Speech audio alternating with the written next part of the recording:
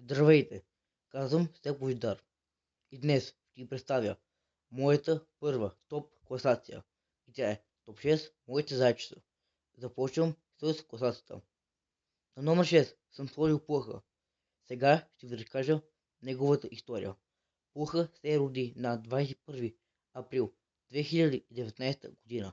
Беше малък и агресивен, но бе сладко зайче, но си отидох на село през лятото и му чистех клетката. И дойде Сара. Сара е моето кученце, което почина жалостно скоро. Продължавам напред и го оплаши. И той избяга. Аз се спрях, но после не можах да го намеря и приех, че е избягал. Това беше неговата история. Ето, това са две снимки, които успях да намеря на него. Когато е бил малък и когато е по-голям. Това беше за Плъха. Продължавам напред. Така, на пето място съм сложил слепоочето.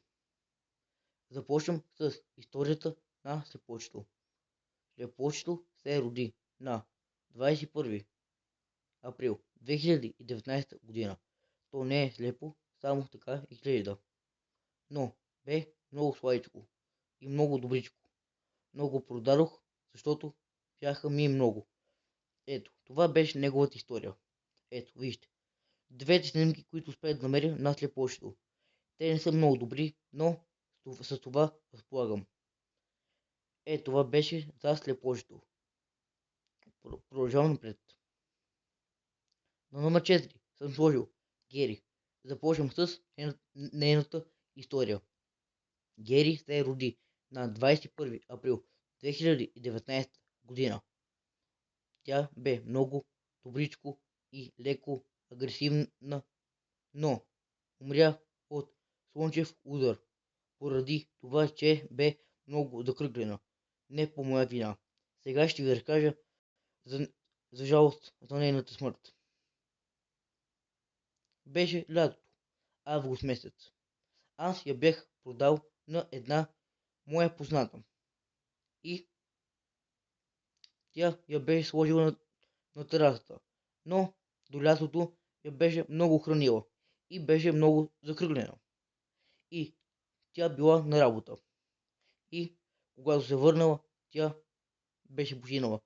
Защото беше много дебелшка, а жегата е непостима. Затова не трябва да стоите на жега, защото слънчеви удар убива. Затова се пазете. Също така и животните. Животните не трябва да са дебели. Никога. И не трябва да са на слънце. Затова пазете. Не само себе си. И животните си от слънчев удар. Дано това да ви е харесало. Така. Това беше за Гери. Ето, вижте. Нейната снимка. Продължавам напред. На номер 3 съм сложил Пушчо. Започвам с историята за Пушчо. Пушчо се роди на 21 април 2019 година. Той е много, ама много рунтав. Много е сладичък и мек. Да, той си е мое зайче и си е все още при мен. Много е хубавичък, пухкав и мекичък. И с едно много сладичко настроение. Това беше историята за Пушчо. Продължаваме напред. И неговите снимки. Ето, когато е бил малък и когато е по-големчък. Продължавам напред. Така, на номер 2 съм сложил Карина. Започвам с нейната история. Каринчето, което аз така я наричам Каринчето. Тя е родена на 4 май 2018 година. Тя е много едра и скача на високо. И е много сладичка.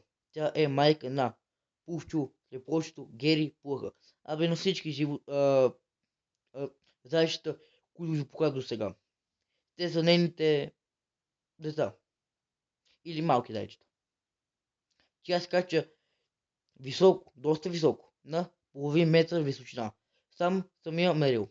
Ето, двете нейни снимки. Та, тази снимка, долната, която е хоризонтална, е а, от един от моите първи клипове, но в стария ми канал.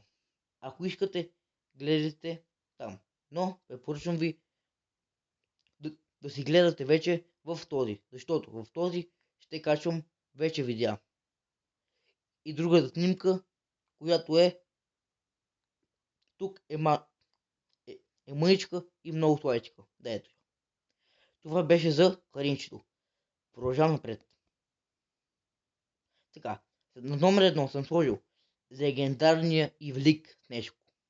Да, започвам с неговата история. Снежко е роден на 10 септември 2016 година. Той е малък с плескана мутунка, но за това е много сладичък. Той е баща на Пушчо и другите малки зайчета, или първите 4 зайчета, които ви показах. Ето, вижте, двете снимки. Тук е, когато всъщност него го дадох на тази жена, която и бех дал Гери.